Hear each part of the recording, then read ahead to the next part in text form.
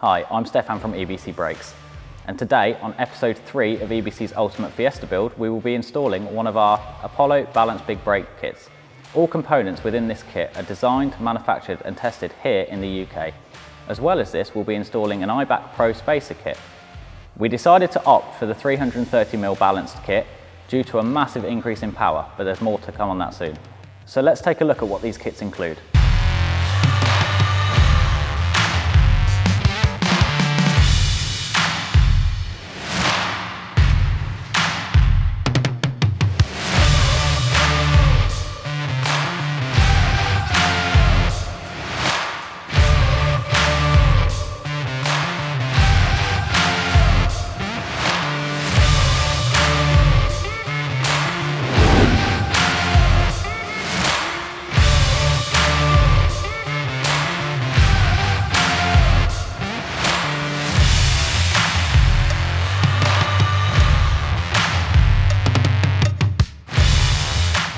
Our Apollo Series 4-piston calipers, performance yellow stuff pads which offer excellent cold bar and the capability to operate up to 550 degrees centigrade without brake fade, making these the perfect choice for this build, with matching friction rear pads to fit the original calipers.